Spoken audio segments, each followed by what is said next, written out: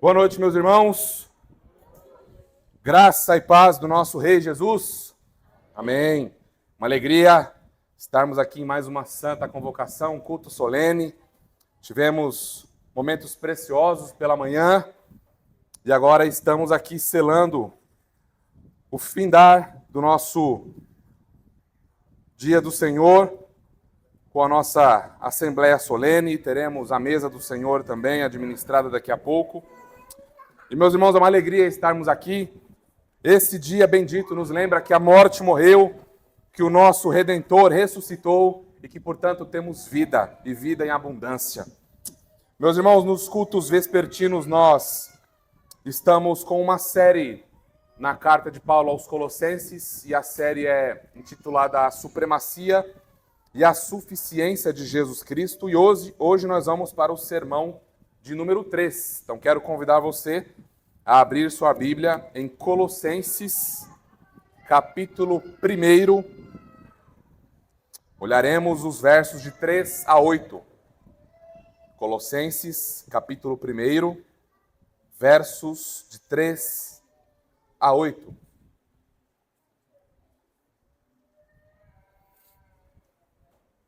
Diz assim o Santo Livro: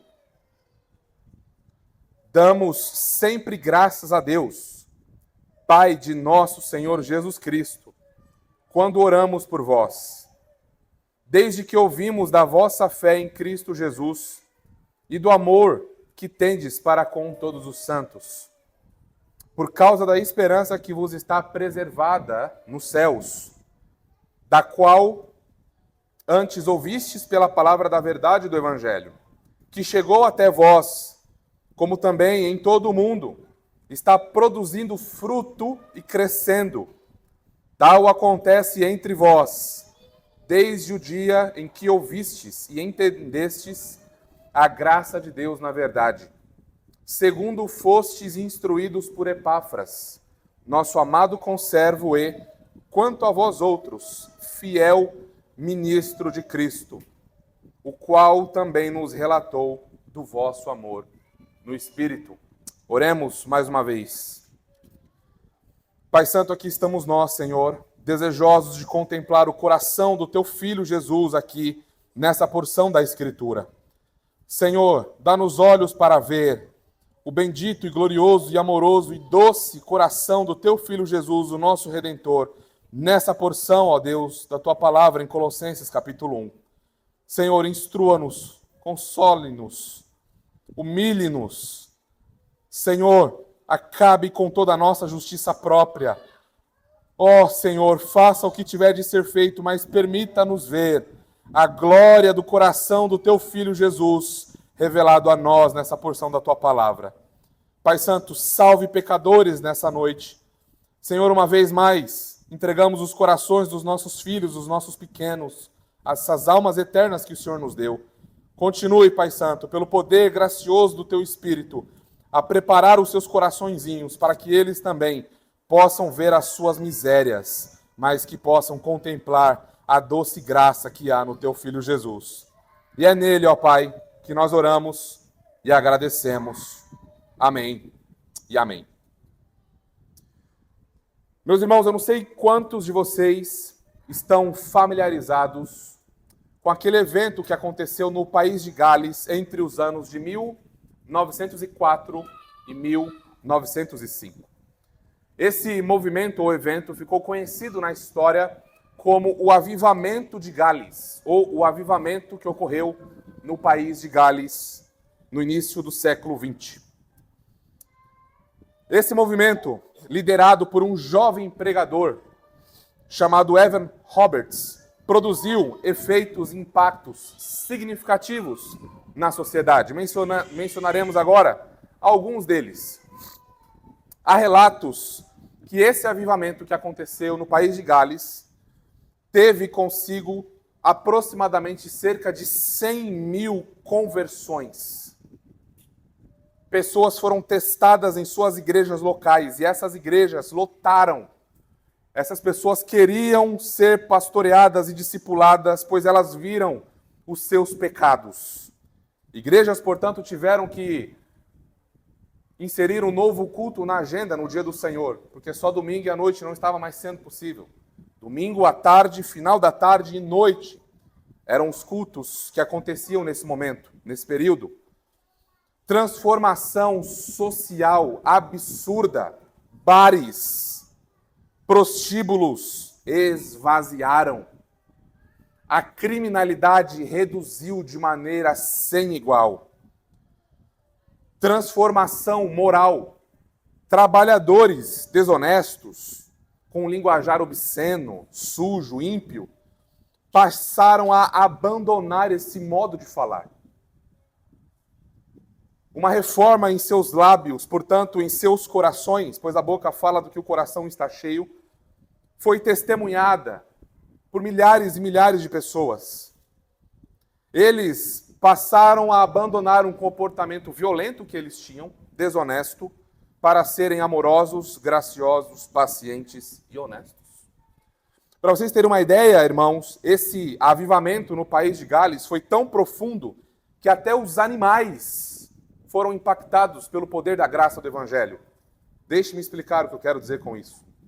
Cavalos que antes haviam sido adestrados com palavrões, com palavras chulas e obscenas, tiveram de ser reeducados, pois essas palavras não faziam mais parte do vocabulário das pessoas que se utilizavam desses animais.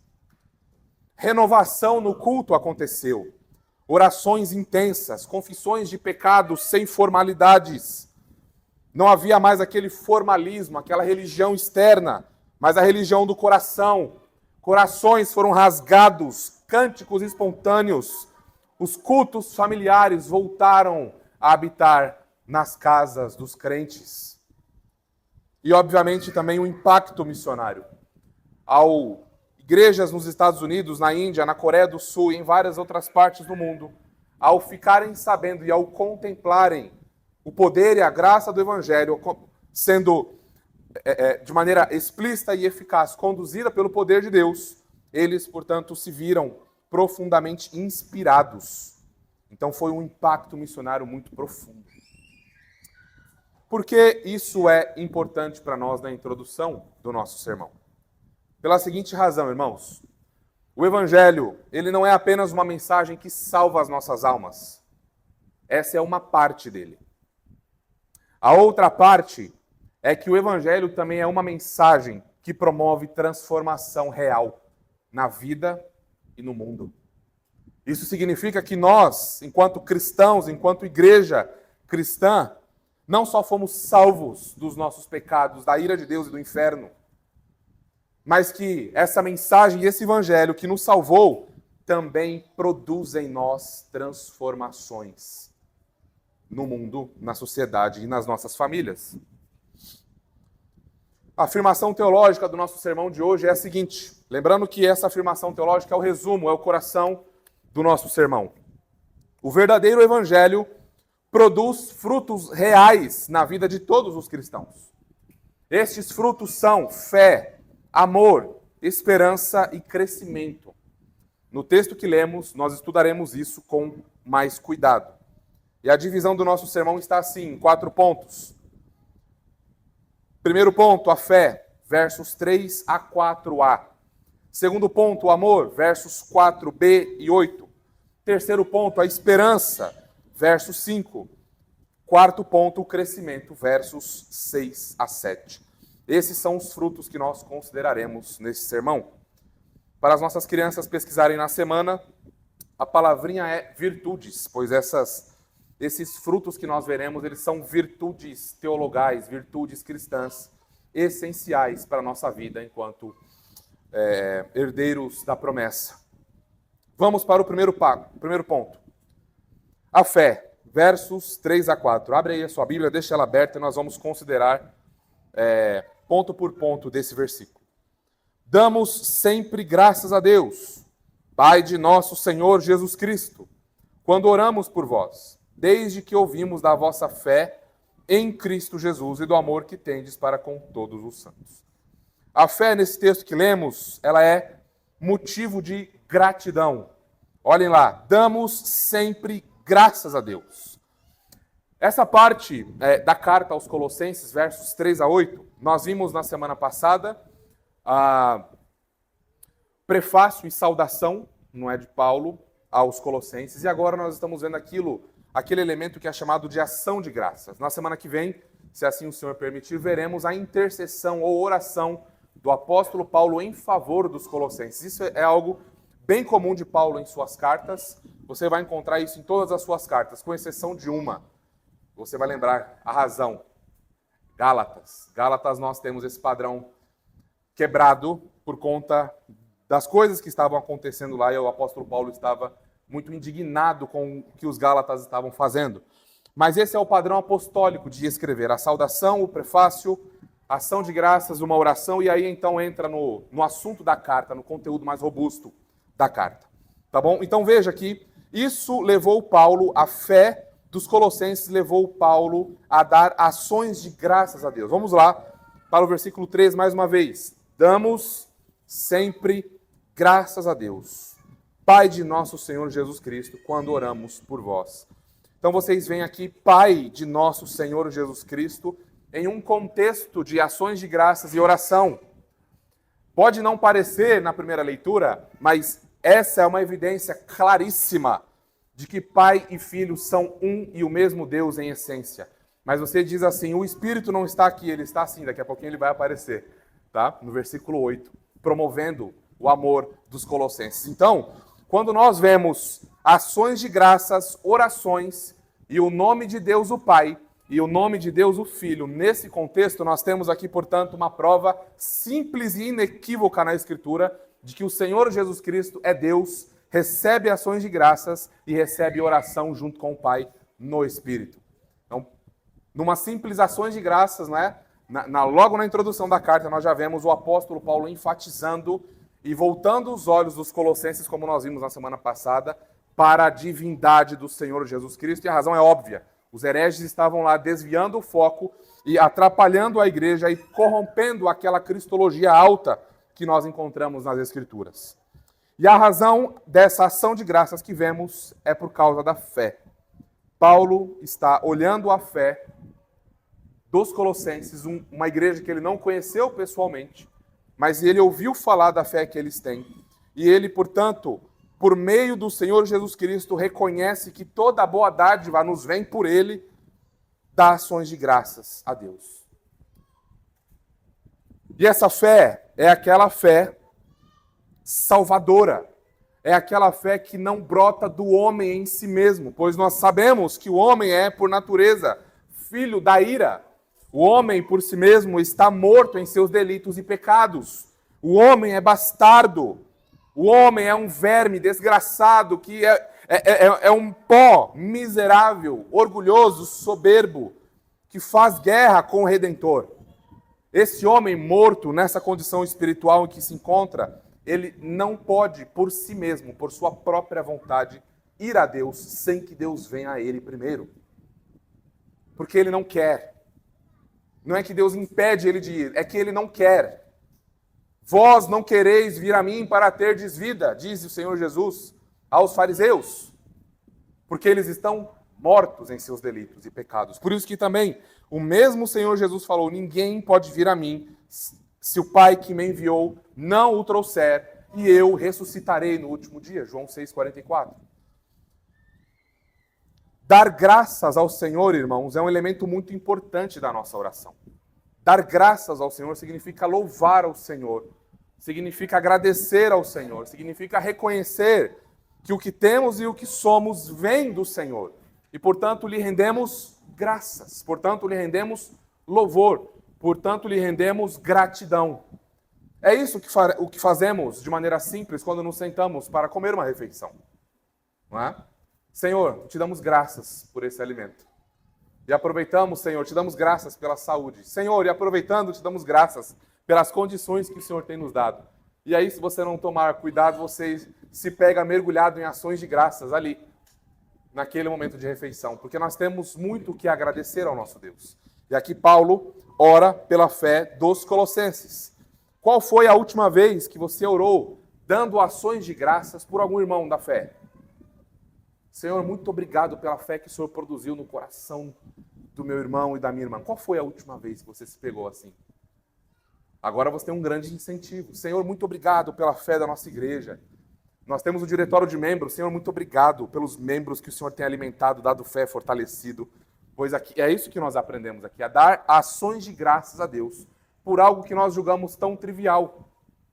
A fé, que se nós olharmos em seus termos mais profundos e teológicos, é um milagre.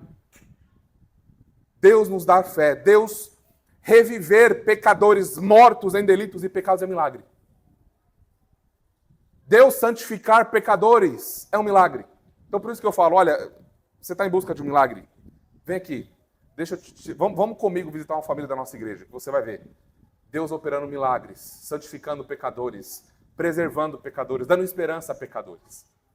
Então, irmãos, nós vemos aqui que nós somos incentivados e aprendemos que devemos dar ações de graças pela fé que o Senhor nos deu. É dom de Deus, não é algo produzido pelo homem. E nós vemos aqui também que essa fé é motivo de profunda consideração por nós. Por isso, isso nos leva à oração, por isso nos leva a ações de graças. Dê uma olhadinha comigo no versículo 4. Desde que ouvimos da vossa fé em Cristo Jesus. Vocês já estão treinados e habilitados e sabem a importância desse em, com esse complemento, Cristo Jesus. Que nos mostra, portanto, aquela bendita e gloriosa união mística do pecador miserável, agora justificado, salvo e santificado. A união mística desse pecador, que agora é um membro do corpo de Cristo com seu cabeça federal. E nele nós somos preservados, cuidados, nutridos, pastoreados, edificados e recebemos inclusive intercessões do Deus homem, que continua sendo plenamente homem. Deixa eu abrir uma notinha de rodapé aqui rápida. Irmãos, às vezes a nossa visão sobre o Redentor em relação à sua ressurreição e ascensão, às vezes a nossa percepção disso, ela deixa de ser uma percepção bíblica para ser uma percepção mais gnóstica. Deixa eu explicar o que eu quero dizer com isso. Havia uma heresia que ela é combatida principalmente em 1 João. Depois se ler lá 1 João, você verá. João começa dizendo o verbo da vida que as nossas mãos tocaram, nós apalpamos, nós abraçamos, nós vimos o verbo da vida diante de nós e nós o tocamos. Você verá João enfatizando isso muito em sua primeira carta. Por quê? Havia uma heresia chamada docetismo, que vem do verbo grego dokel. Esse verbo significa parecer, é aparente, é uma aparência de alguma coisa. Esses hereges diziam que Jesus Cristo, por sua visão grega da matéria ser ruim, eles diziam que Jesus Cristo era apenas Deus. Ou alguns afirmavam que ele era um espírito muito iluminado. Tá? E que, portanto, ele não poderia ter encarnado, assumido carne, osso e sangue, coração, pulmão, olhos, cabelo, como ele assumiu, unha. Ele era homem pleno. Então essa heresia negava, dizia que, olha, Jesus parecia homem, mas era só uma teofania ali, não era homem de verdade. Tá? E às vezes a nossa percepção da ascensão do Redentor é uma percepção docética. Por quê? Vamos ver agora. Porque nós achamos e pensamos que nessa ocasião da ascensão, o Redentor deixou de ser humano. Que ele hoje, por exemplo, à destra do Pai, é só espírito. Como ensinam, por exemplo, os testemunhas de Jeová. Ele ressuscitou em espírito. Só que não, irmãos, ele continua sendo plenamente homem, plenamente Deus também. Mas ele está em um local físico, assentado à destra do Pai, intercedendo pelo seu povo. Ele ainda tem um coração, assim como nós o teremos na ocasião da nossa glorificação. E isso é muito importante para nós, porque nós vemos que o nosso Redentor continua nos amando, que o seu coração ainda está sobre nós. E que se houve alguma mudança na humanidade do Redentor na ocasião da sua glorificação e ascensão, exaltação, portanto, foi esta, que ele passou a nos amar ainda mais. Que o seu coração ainda está cada vez mais disposto e inclinado a nos receber. Então é muito importante a gente... vou fechar a notinha agora, tá? Notinha de rodapé. Vamos voltar aqui pro Em Cristo. Agora, essa fé, ela é uma fé não em qualquer outra coisa. Não é uma fé em mim, não é uma fé em você, não é uma fé na igreja. É uma fé que respira em um ambiente. E esse ambiente se chama Jesus Cristo. A pergunta 93 do nosso Catecismo Batista diz o seguinte, e é uma pergunta importante para nós nos fazermos aqui. O que é a fé em Jesus Cristo? Resposta.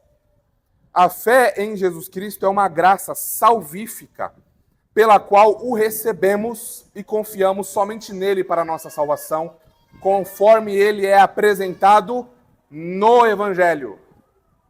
ênfase aqui no Evangelho. É o Redentor apresentado no Evangelho. Não é o Redentor que nós encontramos em revistinhas de escola dominical por aí. Não é o Redentor que nós encontramos em missões, agências missionárias por aí. Não é o Redentor encontrado em alguns artigos teológicos por aí. É o Redentor revelado na glória do Evangelho da graça de Deus e somente Ele e mais ninguém. E nós não podemos negociar esse artigo de fé, porque uma fé errada no Deus errado conduzirá a um céu errado.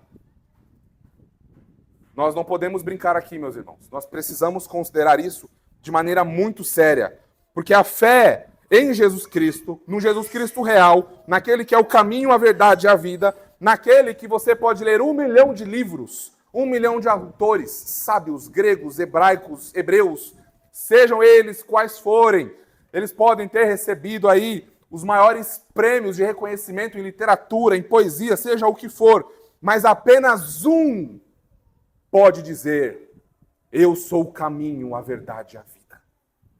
Ninguém vem ao Pai senão por mim. Somente Ele pode dizer: eu e o Pai somos um. Eu dou a vida pelas ovelhas, ninguém as arrebata da minha mão. Ninguém as tira da mão do Pai. O Pai é maior do que todos e eu e o Pai somos um. Somente Ele, naquele momento escuro da nossa alma, naquele momento de profunda tristeza, naquele momento de profunda dúvida e aflição, somente as palavras dele são espírito e vida. E nele nós podemos descansar. Então, crer em Jesus Cristo é central para a fé cristã. Nós somos cristãos porque cremos em Jesus Cristo, segundo o Evangelho da graça de Deus.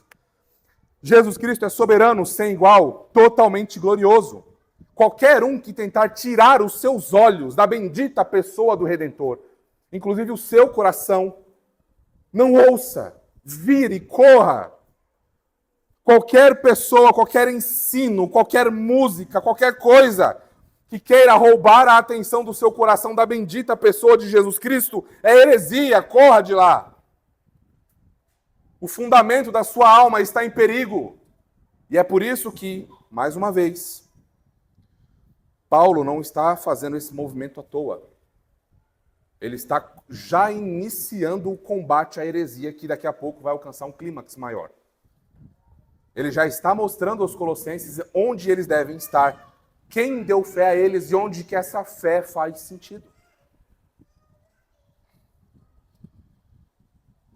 Essa fé não é apenas uma profissão pública, irmãos, ou adesão a alguns artigos de fé ou de religião. Essa fé, ela ultrapassa, ela transcende o externo.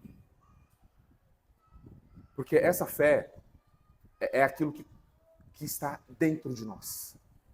As reformas externas, elas vão acontecer porque o nosso coração se encontrou com o Senhor Jesus, crê em Jesus e o ama e o deseja. Deixe-me ilustrar isso. Essa fé é aquela bendita segurança inabalável na pessoa de Jesus Cristo que move a pessoa a crer nele incondicionalmente para a sua salvação. Quer ver um exemplo? Quando você nasceu de novo, quantos livros você leu defendendo a historicidade do Redentor? Quantos apologetas você consultou, provando que a Bíblia é a palavra de Deus? O que é isso? É o convencimento do Espírito.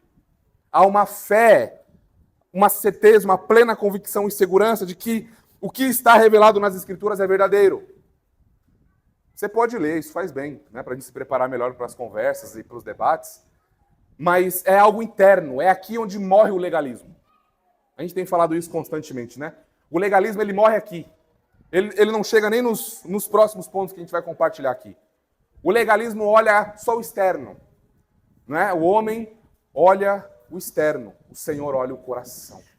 O poder do Evangelho está em dar vida a pecadores e uma disposição de coração a eles de tal forma que eles olhem para Jesus e confiem incondicionalmente nele. Essa é a glória do Evangelho, pela graça de Deus. Essa bendita segurança move a pessoa a assumir um compromisso pactual com Jesus. Quem, porventura, forçou você a crer nele?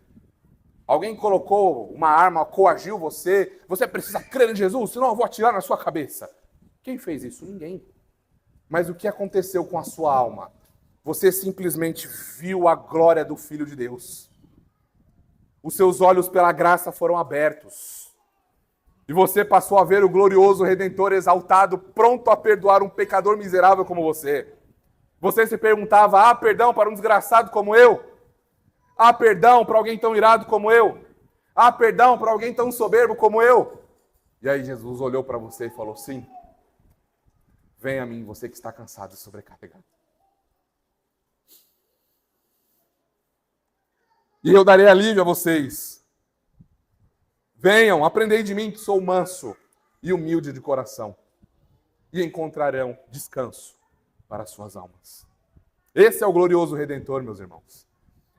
Então nós somos movidos a um relacionamento de pacto com Ele. Nós somos movidos a nos entregarmos a Ele, aos cuidados dEle totalmente. Eu sei que Ele é o bom pastor e Ele vai cuidar de mim. Ele vai cuidar das minhas feridas. Eu sei que Ele é melhor do que todos os outros que eu já conheci. Não há ninguém como Ele. Eu me entrego a Ele completamente. Essa bendita segurança, essa fé gloriosa, move a pessoa a amar Jesus acima de todas as coisas.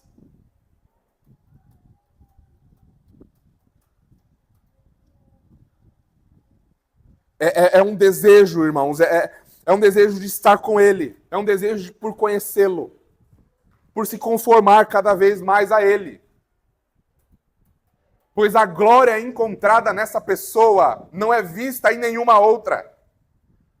A glória da obra dessa pessoa pode ser comparada a 1000 sóis elevados à enésima potência. Pensa na potência maior que existe, elevado ao infinito, sequer consegue arranhar a glória dessa pessoa bendita, que é o Senhor Jesus Cristo. Então o pecador olha para isso e fala assim, eu amo, eu quero, eu me entrego a Ele completamente. E move a pessoa, portanto, à luz de tudo isso, né, se não bastasse tudo isso, a ser fiel a Ele. Pois agora Ele, o Senhor Jesus Cristo, é a pessoa mais importante do mundo para essa alma e para essa pessoa. E tudo isso está acontecendo aonde? No interior dessa alma, nesse encontro com o Redentor. E aí então as reformas externas acontecerão naturalmente.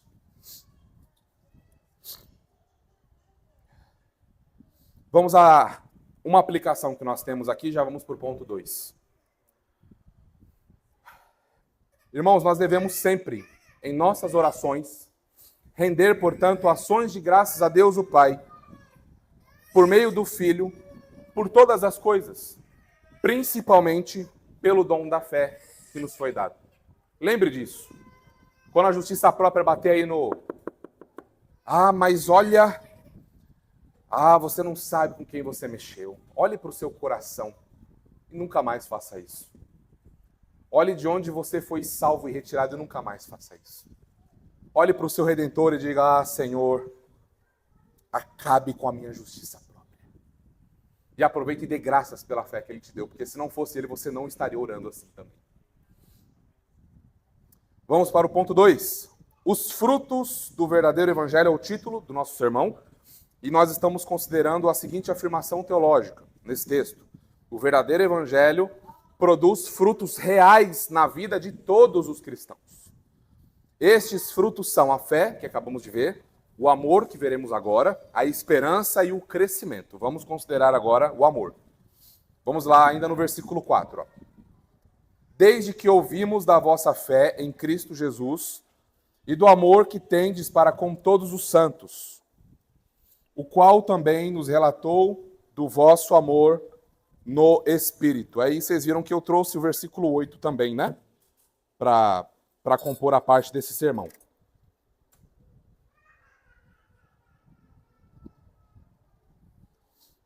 O amor para com todos os santos. Santos nós já vimos, não é?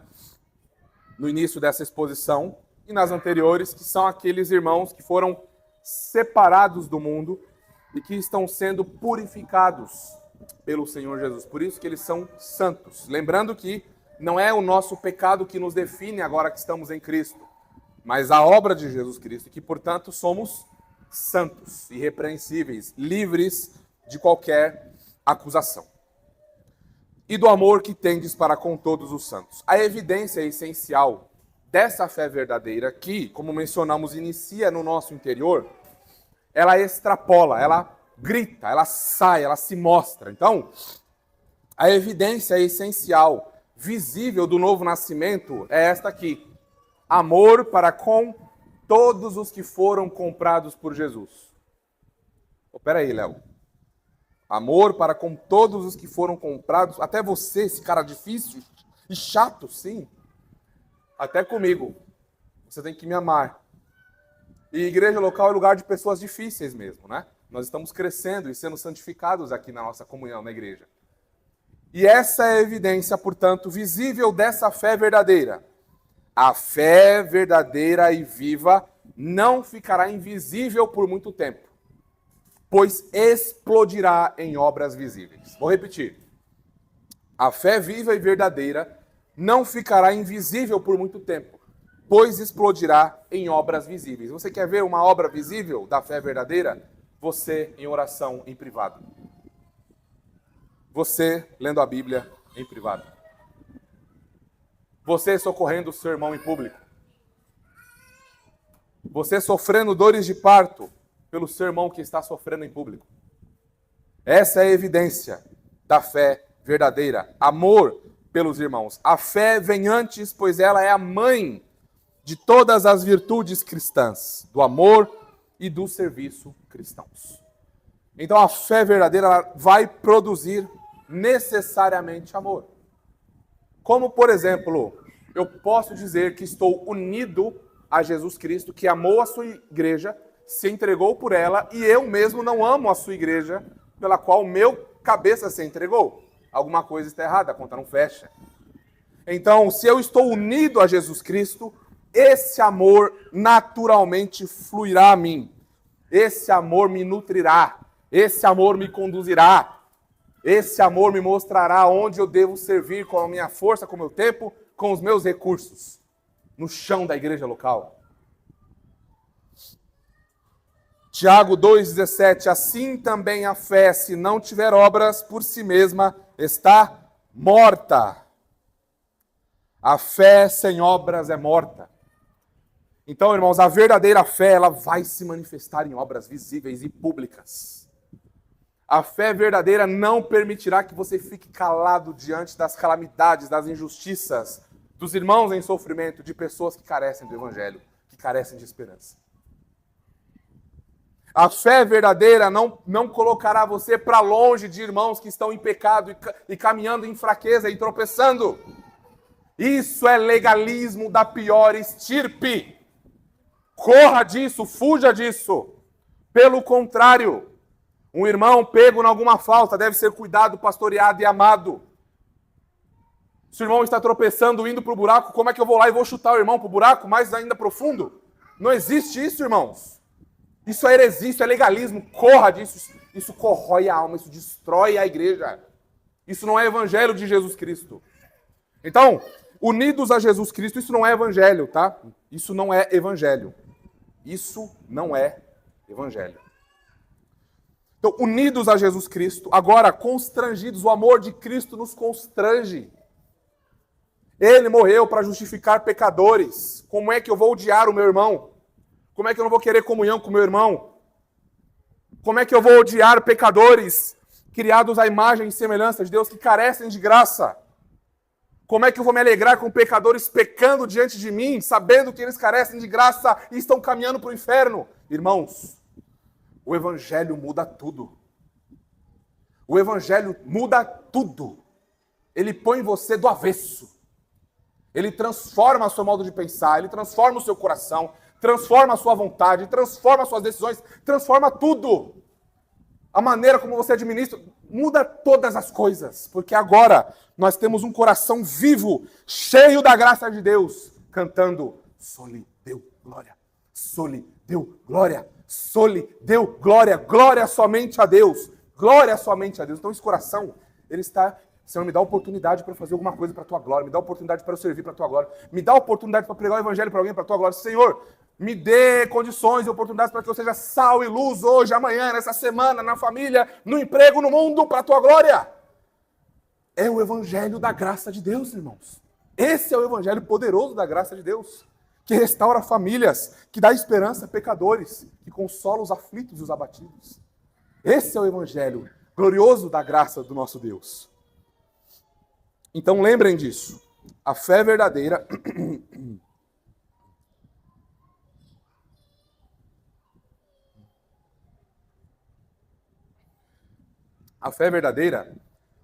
ela sempre é direcionada ao Senhor, em primeiro lugar. E depois, ela é direcionada ao cuidado, à assistência, à caridade, ao amor para com o nosso próximo. E olhem, por que eu trouxe o versículo 8 para compor essa parte do sermão? Porque esse amor, ele é para com todos os santos e ele é no Espírito. Olha lá, o versículo 8 diz assim, ó: o qual também nos relatou do vosso amor no Espírito. Significa que esse amor é um amor espiritual. É um amor que não pode ser fabricado. Por mais que a gente, como imagem e semelhança de Deus, como homens e mulheres que têm a lei moral escrita em suas almas, por isso que homens maus dão boas dádivas aos seus filhos, não é? Por isso que homens pecadores e os mais vis, homens maus, aqui a ênfase é de propósito, tá? Por mais que essas pessoas sejam muito más, ainda assim elas não fazem maldade com aquelas pessoas com quem elas amam, com quem elas consideram. Então há ainda ali um vislumbre da imagem e semelhança de Deus gravado em suas almas, né? Mas esse amor no Espírito não pode ser fabricado, né? Até o mais militante dos ateus, se vir alguém padecendo necessidade, prestes a ser atropelado na rua, ele vai lá e vai tirar, e vai salvar, e etc. Mas ele só vai fazer isso. Ele não vai se preocupar em, vamos ali na minha casa tomar um banho, que eu vou cuidar de você, vamos lá, eu te dou uma refeição. Não, ele só vai, cara, tá tudo bem, fica tranquilo, chama um 90, cuida aí e vai embora. Ele não tem nenhum vínculo com aquela pessoa. Então os mais ruins dos homens ainda têm algum aspecto de bondade, no sentido de ser imagem e semelhança de Deus, em ajudar as pessoas em necessidade. Mas, um grande mas, esse amor que que nasce por meio da ação do Espírito em nossos corações é um amor sem igual. Ele não pode ser imitado. E esses exemplos que eu dei sequer arranham o poder da graça disso agindo no coração dos eleitos de Deus. Sequer arranha. É um amor abnegado, e amor é serviço. Amor é eu trabalhar pelo bem do outro à luz da teologia do Novo Testamento, tá? Não é aquele, eu não estou sentindo que eu devo perdoar o irmão, não. Eu não estou sentindo que eu devo ajudar aquela pessoa. Não é nada disso. Isso aí é qualquer outra coisa menos evangelho. Tá bom? O amor na Escritura é um mandamento. Os santos são chamados a amarem uns aos outros. E esse amor é dado pelo próprio Espírito de Deus, pelo próprio Deus. Por isso que é natural nós, na Igreja de Jesus Cristo, nos importarmos com os irmãos. Ah, não, você está falando daqueles que são mais abastados, daqueles que têm mais influência? Não! Todos os irmãos. Dos mais ricos aos mais pobres, todos são um em Cristo Jesus. Não há judeu, não há grego, não há homem, não há mulher, todos são um em Cristo Jesus. Todos, pela fé em Jesus Cristo, são filhos de Abraão e herdeiros das promessas. Todos eles, dos mais fracos aos mais fortes, daqueles com mais dons e aqueles com menos dons.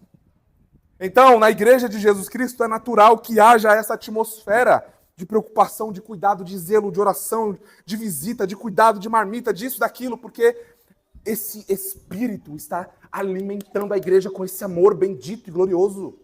Então, a nossa igreja não deve se contentar com nada menos do que isso. Ou ela não está sendo guiada pelo Espírito. Se falta amor em nossos corações, falta amor em nossa igreja, precisamos rever, parar, repensar, orar, colocar a boca no pó e pedir perdão ao nosso Deus. E pedir para que Ele nos dê esse amor bendito do Evangelho, para que nós possamos servir uns aos outros. É um amor mais poderoso que vínculos de sangue. A gente já citou isso algumas vezes, né? Mas eu espero que não seja o seu caso. Mas às vezes você se desentendeu com um familiar e às vezes você precisa de um socorro. E esse familiar é muito próximo seu. Tem vínculo sanguíneo lá, né? E ele não vai te socorrer. Ele não vai. A depender de quem vai querer que você morra. É triste isso, mas é verdade. Já ouvi isso de pais, já ouvi isso de filhos, de sobrinhos, de netos. Ah, Léo, cara, que tristeza. Olha o que eu vi da minha mãe, cara. Ou meu pai. Enquanto isso, na Igreja de Jesus Cristo, pessoas que nunca cruzaram com você na maternidade, amam você de tal maneira que estão prontos a dar a sua vida e os seus recursos para cuidar de você. E não venha dizer, não, eu não quero ser um peso para a igreja, não. Porque ao fazer isso, você está dizendo que você não quer ser cuidado pelo Senhor. Você está dizendo que esse profundo amor que Jesus Cristo quer manifestar a você, você não quer. Não é para você. Então isso também precisa quebrar o nosso coração, né? Para que nós possamos verdadeiramente nos render a isso e ver o poder da graça de Deus operando em nós. 1 João 3, 16 a 17, para confirmar isso que eu estou dizendo, diz assim: nisto conhecemos o amor, que Cristo deu a sua vida por nós, e devemos dar nossa vida pelos irmãos. Vocês viram bem isso? Vocês ouviram? Vocês leram? Não é dar a vida pelos mais ricos, não é dar a vida pelos mais influentes, não é dar a vida pelos mais eloquentes, não é dar a vida pelos pastores, não é dar a vida pelos irmãos. Todo aquele que crê em Jesus Cristo. Meu irmão, significa que você nunca padecerá necessidade aqui. Você nunca sofrerá nessa igreja local sem que os membros dessa igreja sofram junto com você. Você nunca padecerá necessidade aqui sem que nós o socorramos ou entreguemos as nossas vidas para socorrer você. Nunca! Aqui, nunca! Para a glória do nosso Deus, nunca! Porque nós somos exortados, e é claro, dar a vida pelos irmãos. Ora, aquele que possui recursos deste mundo, e vir seu irmão padecer necessidade, e fechar-lhe o coração, como pode permanecer nele o amor de Deus? Em outras palavras, não permanece. Não permanece. Não há amor de Deus no seu coração, agindo dessa maneira. O Wolfgang Musculus, um teólogo reformado que viveu entre 1497 e 1563, um campeão da ortodoxia reformada, disse o seguinte: a fé cristã não consegue ser verdadeira e sincera sem amor, do mesmo modo que um fogo pode ser sem calor. Então a fé cristã verdadeira, irmãos, produz esse amor sem igual nas nossas almas, para que possamos socorrer e cuidar uns aos outros. E quando isso estiver acontecendo, esse amor produzido pelo Espírito, João 13:35 começa a fazer sentido para nós. Nisto conhecerão todos que sois meus discípulos, se tiverdes amor uns para com os outros. Irmãos, a igreja cristã, no sentido geral, ela está tão apática, tão fria, que nós não vemos mais isso acontecendo. Nós não vemos mais os incrédulos espantados com o cuidado que temos uns para com os outros. O cuidado que temos para com a criação, o cuidado que temos para com todas as coisas que Deus nos deu. Sabe por quê?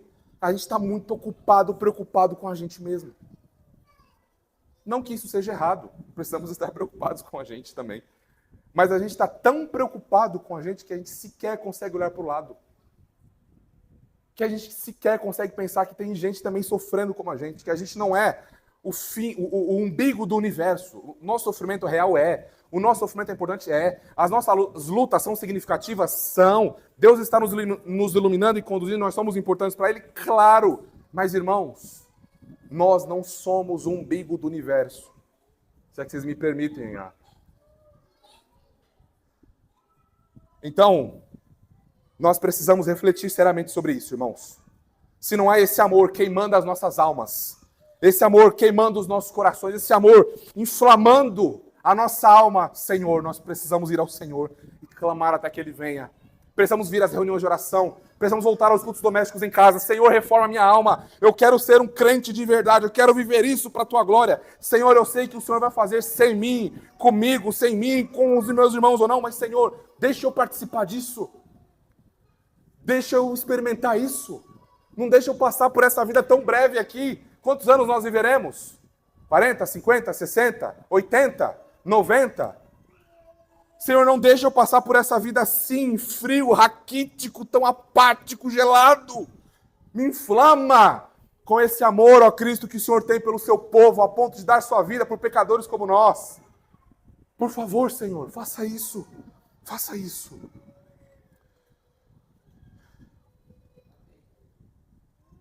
Primeira aplicação aqui, irmãos. Devemos demonstrar mais intencionalidade no nosso amor pelos nossos irmãos. Nós precisamos ser mais intencionais aqui. Precisamos realmente planejar. Como é a pergunta simples? Como é que eu posso demonstrar mais amor pelos meus irmãos? A pergunta para a gente responder. Como temos cuidado dos nossos irmãos? Como eu tenho me preocupado com os meus irmãos em Cristo? Como eu tenho me preocupado com o bem-estar dos meus irmãos em Cristo? E nós devemos amar até o ponto de irmos além do nosso próprio conforto, porque a gente está acostumado a servir e a fazer alguma coisa até aquele limite do nosso conforto.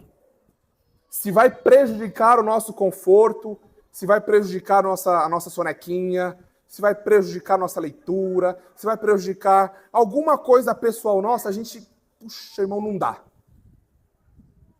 Até dá, mas você não quer o esforço.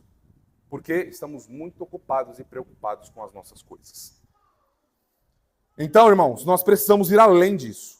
O nosso próprio conforto, ele deve sofrer algum dano para que o outro irmão possa ser confortado e cuidado. Então, às vezes, precisamos sim perder algumas horinhas de sono, noites em claro, para servir o irmão, para sustentá-lo em oração, para visitá-lo no hospital, para ir na casa dele, resolver conflito e problema. Sim, nós somos a grande família de Deus, não é? Então, nós deveríamos nos importar com isso. Ainda não sabemos o que é o amor espiritual, até o ponto de termos de renunciar ao nosso próprio ego, o nosso próprio conforto, para que o meu próximo seja cuidado. Sabe o que é isso? Um golpe fatal no egoísmo. Quando isso acontecer, o seu egoísmo estará sendo sepultado.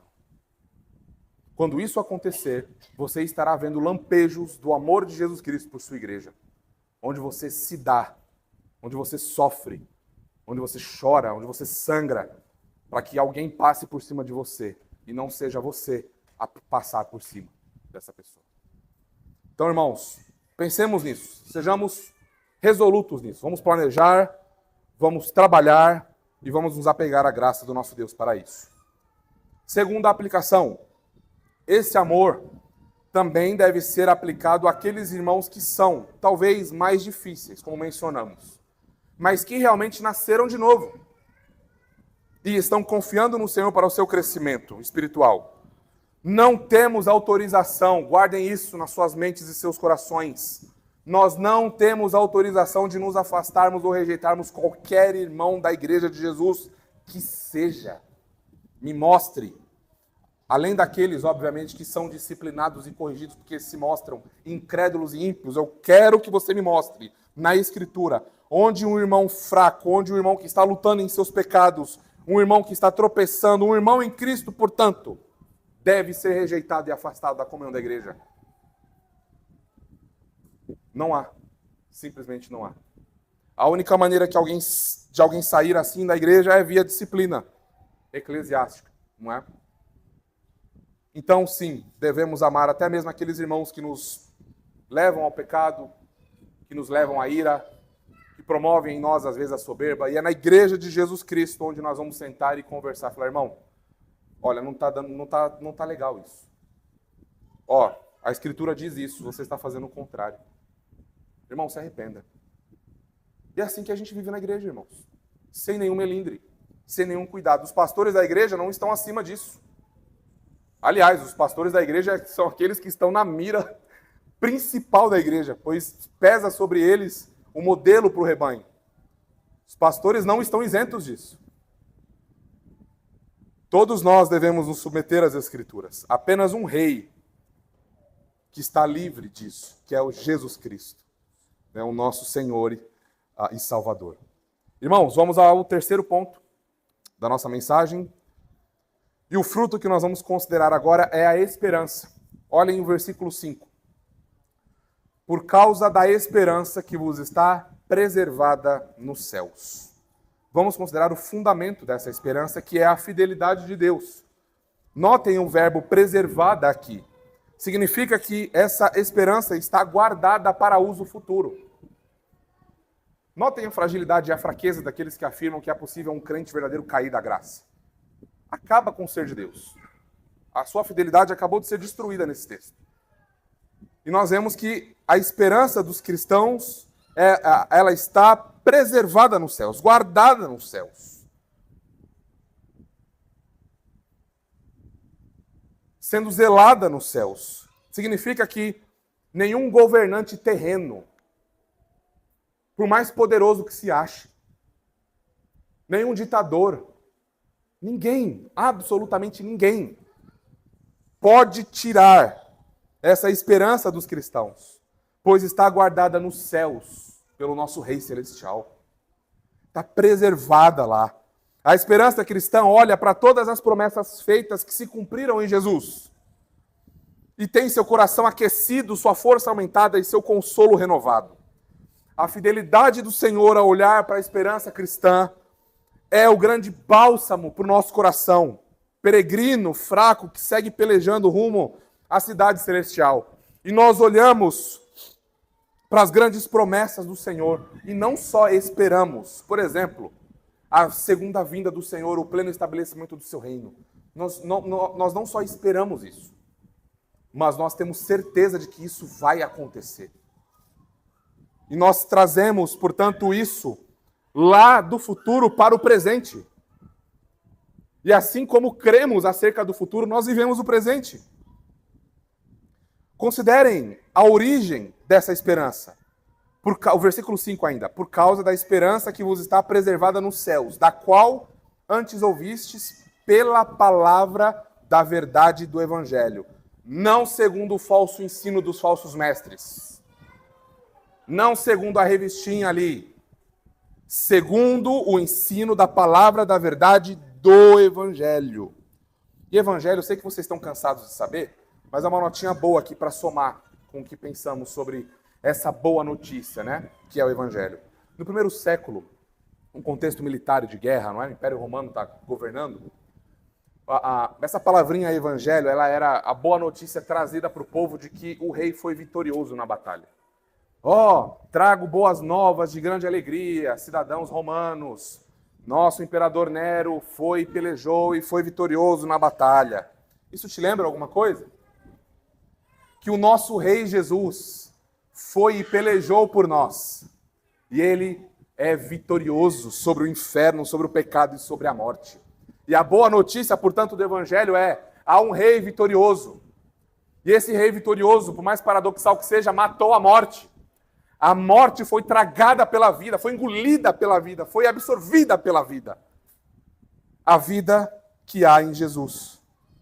Então, irmãos, a esperança cristã, ela repousa nessa nova realidade escatológica.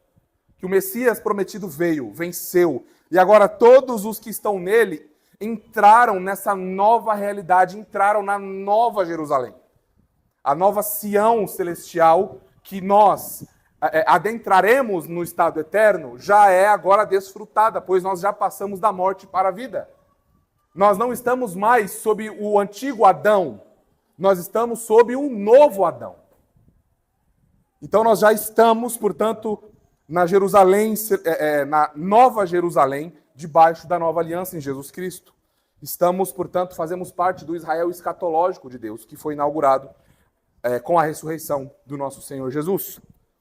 Então, a nossa esperança segue aguardando pela consumação de todas as coisas. O fim definitivo da morte, nós aguardamos isso. Nós esperamos, por isso, a morte desaparecer definitivamente. Nós vemos o poder que a morte tem quando nós perdemos um familiar muito próximo. Alguns de vocês já passaram por essa experiência. Vocês sabem o poder que a morte tem, aquele golpe de deixar aquele vazio no coração por muito tempo, anos e anos e anos. Aquele buraco no peito pela ausência daquela pessoa que foi tirada de nós por causa da morte. Nós vemos o poder da morte. A evidência maior do poder da morte se dá aqui, quando ela nos ataca.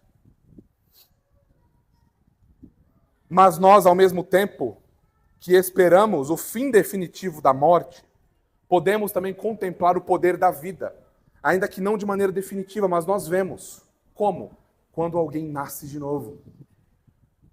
Todas as vezes que eu ouço o choro de uma criança no nosso culto, eu lembro que Deus está vencendo. Todas as vezes que Deus nos dá filhos, Deus está vencendo. Todas as vezes que qualquer chorinho desses pequenos que trazem realidades e responsabilidades para nós, sem iguais, muitas, mas uma das coisas que me vem ao coração, quando eu ouço esses pequenos chorando, gritando, loucos, por causa dos seus pecados em nosso meio, eu lembro que a vida está vencendo. Bebês estão nascendo. E nós rogamos para que o Senhor os faça nascer de novo, e os faça guerreiros e guerreiras de Cristo Jesus, e possam pelejar contra o pecado. Mas nós também aguardamos o fim definitivo do pecado. Aguardamos o fim definitivo do sofrimento, da maldade, da injustiça. Mas, irmãos, nós aguardamos isso, mas nós já contemplamos isso. Nós já vemos o nosso Senhor vencendo o império das trevas, quando um pecador é derrotado. Quando alguém é regenerado. Quando o evangelho vai avançando de tal maneira que produz isso nos nossos corações. Deixa eu ilustrar o poder disso. Durante a Segunda Guerra Mundial, um grupo de prisioneiros judeus foi colocado em um campo de concentração, não é? Eles viviam em condições assim, sub-humanas, condições horrorosas, horríveis. E os soldados nazistas, eles deixavam essas pessoas sem esperança. Faziam elas, muda esse entulho daqui para lá. Só para humilhá-las. E elas faziam. Então essas pessoas tinham toda a sua esperança sugada, zerada, vamos colocar assim. Porém, com o passar do tempo, alguns prisioneiros começaram a se entregar ao desespero. Não há esperança, nós vamos morrer. E morriam e desobedeciam para serem mortos. Se entregaram completamente ao desespero e às trevas. Mas algo extraordinário aconteceu em determinado momento. Em certa manhã, um desses prisioneiros recebeu uma notícia.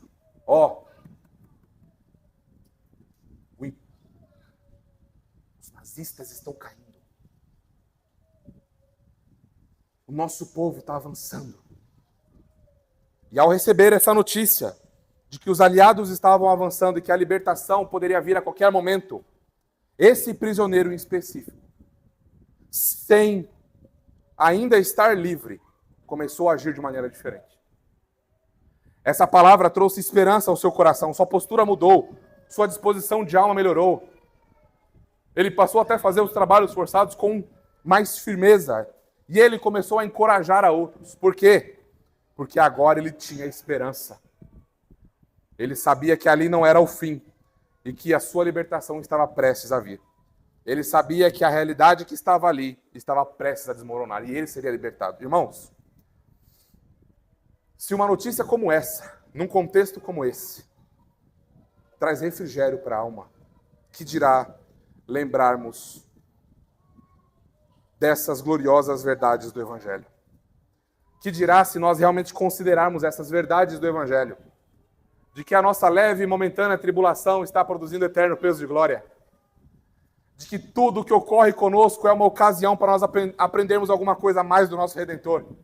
De que a nossa esperança está preservada nos céus e ninguém pode tirar isso de nós. Nem a morte, nem anjos, nem principados, nem altura, nem profundidade.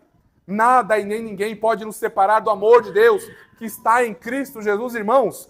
Isso tem poder para consolar a nossa alma e promover a nossa santificação sem igual. Mais uma vez, aqui o legalismo cai, a falência do legalismo diante do poder do Evangelho. 1 João 3,3. E a si mesmo se purifica todo o que nele tem esta esperança, assim como ele é puro. Nós olhamos para as glórias que nos aguardam. Sabemos que já temos bênçãos espirituais agora disponíveis a nós para nos fortalecer, para nós continuarmos a nossa caminhada. Então seguimos caminhando e queremos crescer cada vez mais no Senhor, pois essa bendita esperança está sendo nutrida em nossas almas. Vamos a algumas aplicações antes de entrar no nosso último ponto. Irmãos, é por essa razão, como nós falamos hoje na EBD pela manhã, no culto pela manhã, é por essa razão que nós insistimos. Por isso que nós pelejamos com todas as nossas forças, para que todos nós, a minha esposa, eu, os meus filhos e vocês, os seus filhos, cada um de nós tenha o Evangelho, a palavra de Deus diante de nós, o tempo inteiro. Nós precisamos que essa notícia gloriosa do Evangelho, essa esperança maravilhosa, esteja dando ânimo e disposição a nós diariamente. Por isso que nós falamos com vocês, se você quer reforma na sua vida, na sua família, no seu marido, na sua esposa, nos seus filhos, comece com a palavra de Deus. É a palavra de Deus que é poderosa para transformar. Não espere avanço, não espere transformação sem a palavra de Deus. Comece o seu dia com Deus. Comece o seu dia abrindo a Escritura. Acorde mais cedo, durma mais cedo. Comece o dia com Deus. Passe o dia com Deus, termine o dia com Deus, sonhe com Deus, ame ao Senhor acima de todas as coisas, coloque a Escritura diante de você, nutra a esperança do Evangelho com as Escrituras, irmãos, é a palavra da verdade, nós não vamos ver anjos, nós não vamos ter sonhos, nós não vamos ter essas coisas, é a palavra da verdade diante de nós. Por isso que nós insistimos, por isso que nós martelamos e vamos continuar martelando. É a palavra do Evangelho que vai transformar as nossas almas, avivar a nossa esperança, nutrir o nosso amor, aumentar a nossa fé. Segunda aplicação, precisamos renovar a esperança do Evangelho, da graça de Deus. E isso se dá pelas Escrituras. Então, são as Escrituras. Não tem para onde correr. É a palavra da verdade, o Evangelho. Lá conhecemos quem é Jesus. Você sabia que todos os dias você tem algo novo a aprender de Jesus e isso nunca vai acabar até você morrer? Quer ver? Quais são os títulos que você sabe do Redentor? Como você conhece o seu Redentor? Como você vai a Ele? Como você sabe que Ele se importa com a sua aflição e com o seu lamento? Como você sabe que Ele ama você ao ponto de entregar-se na cruz e ressuscitar por você? Você conseguiria falar 5 títulos do Redentor? Ele tem muitos, centenas, Gênesis e Apocalipse. Então quero desafiar você a nessa semana, pelo menos um dia da semana, você se debruçar na Escritura. Jesus é chamado de Senhor. Ele é chamado de Cordeiro de Deus. Ele é eu sou. Ele é a nossa Páscoa. Ele é a ressurreição e a vida. E assim vai. um título do Redentor pela semana. Um bom desafio. Um bom guia para os cultos domésticos também. Fica aí a dica, irmãos. Vamos agora para o nosso quarto e último ponto. O crescimento. Vejam versos 6 e 7. Que chegou até vós, como também em todo mundo. Está produzindo fruto e crescendo. Tal acontece entre vós, desde o dia que ouvistes e entendestes a graça de Deus na verdade. Mais uma vez, notem, mais uma vez, na verdade, isto é, no Evangelho. Segundo a graça de Deus no Evangelho, na verdade. Para a gente não se perder em meio a esse mundo cheio de informações e tecnologias. Então, o Evangelho cresce entre vós. Olha ali, ó. Entre vós. Produzindo fruto e crescendo. Isso é maturidade espiritual. Expansão. Sabe o neném? O neném começa tomando leitinho, não é? O colostro lá. Depois ele toma um leite mais robusto. Depois introdução alimentar. É assim. É assim a vida do crente. Ele começa com leitinho, com algo mais leve. Depois ele vai crescendo. Daqui a pouco ele já está mastigando, os dentes crescem, já come uma carninha, já gosta de um contrafilé, está comendo ali bacon, arroz, feijão, ovo, macarrão. O paladar dele está crescendo, está ficando maduro. É assim que é com o crente. Ele vai produzindo fruto e crescendo. Desde o dia em que entendestes a graça de Deus. Então significa que desde do primeiro respirar espiritual que você deu, do primeiro, como novo nascido, quando você entendeu e recebeu a graça de Deus, você está crescendo. Você, de alguma forma, está frutificando. Ainda que pouco, mas está. Talvez você nem perceba e nem veja, mas está. Porque você é um novo nascido. Você está crescendo e o Senhor está operando em você.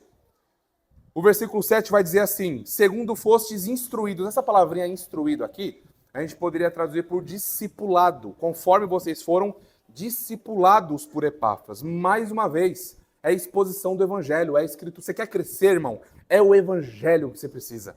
A palavra de Deus precisa habitar ricamente em seu coração, em sua alma, e cantar salmos e cânticos espirituais ao Senhor. E aí, então, você vai frutificando. Olha algumas evidências desses frutos, desse crescimento no Evangelho. Você vai ser mais paciente. Você vai sendo mais doce.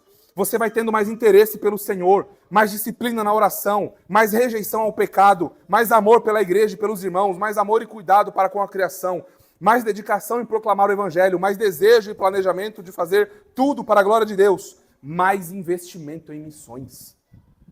Alguns exemplos de frutificação no Evangelho, poderíamos citar muitos outros, mas assim, irmãos, nós precisamos desejar esse crescimento e o Senhor está disposto a fazer isso em nós, para que outros conheçam o Evangelho, para que nós cresçamos com uma igreja mais vigorosa, mais forte para a glória dele.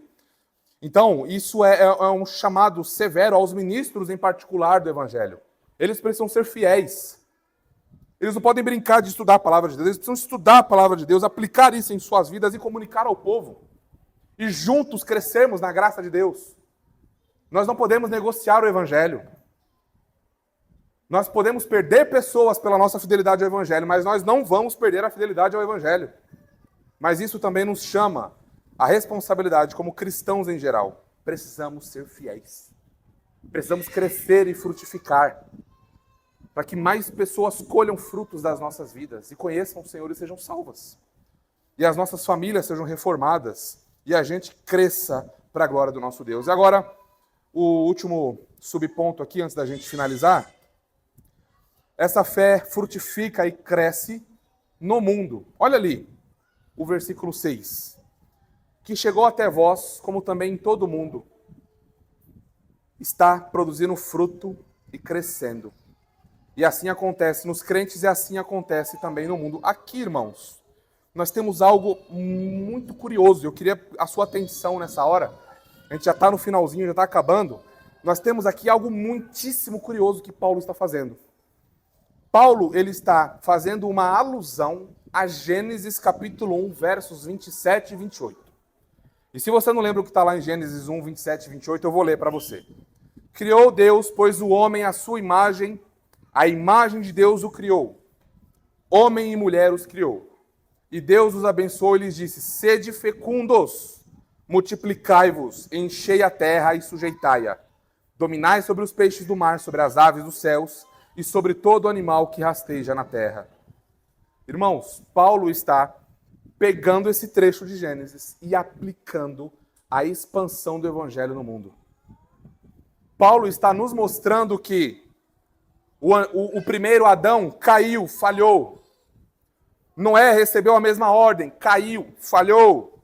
Abraão falhou. Isaac falhou. Jacó falhou. Davi falhou. A nação de Israel falhou por causa do pecado.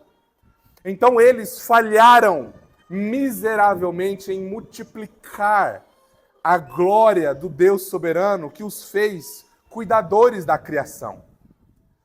Então eles deveriam, por meio do nascimento físico, mostrar que Deus criou todas as coisas e eles deveriam dominar e cuidar do mundo e mostrar, portanto, a glória do Redentor. Mas eles falharam miseravelmente em fazer isso de maneira gloriosa. Mas alguém não falhou. O segundo Adão não falhou. O segundo Adão, portanto, agora dá um novo tom para essa ordem. Vão, multipliquem-se, enchem e povoem a terra, dominem a terra, façam um Redentor conhecido. Porque o rei venceu. Então, o homem e mulher foram criados à imagem de Deus, não é? Olha como que Jesus Cristo é chamado em Colossenses 1,15. Este é a imagem do Deus invisível. O segundo Adão, portanto, agora pega o seu povo. Esse novo Adão corporativo, onde nós estamos nele, ligados no pacto da graça, nele, que é o Israel escatológico, onde nós estamos, agora nós olhamos para isso e ele diz: toda a autoridade me foi dada no céu e na terra. Vão e discipulem as nações. Vão, multipliquem-se, encham a terra, dominem sobre ela. Vão e façam discípulos.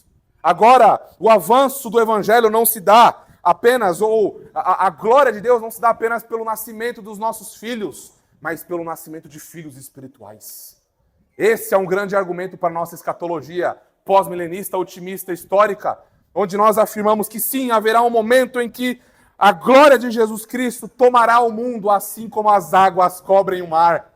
E Paulo nos dá evidência disso aqui, meus irmãos. E nós podemos ter essa esperança de que sim, o povo de Deus se multiplicará, dominará, encherá a terra, pois nós temos um rei soberano que não conhece derrota. E nele nós descansamos.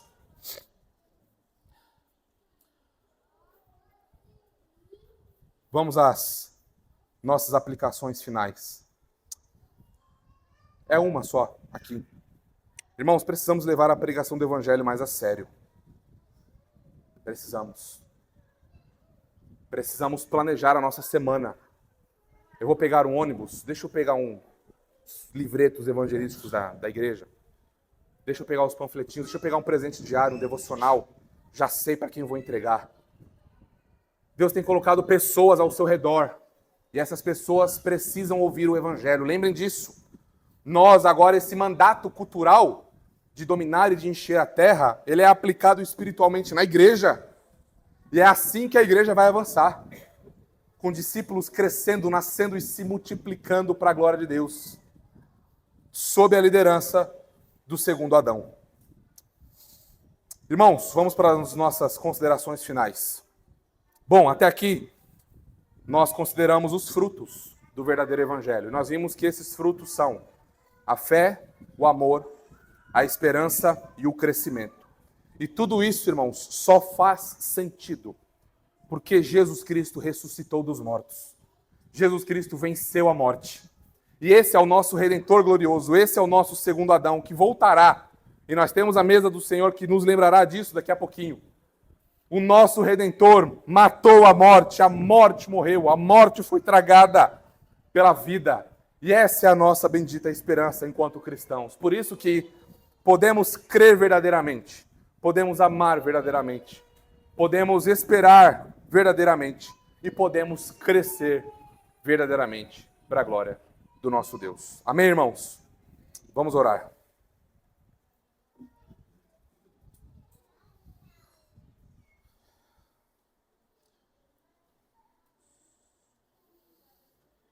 Pai Santo, rendemos ao Senhor ações de graças pelo teu bendito e santo Evangelho. Muito obrigado, Senhor, por produzir fé verdadeira em nós, através do teu Filho Jesus.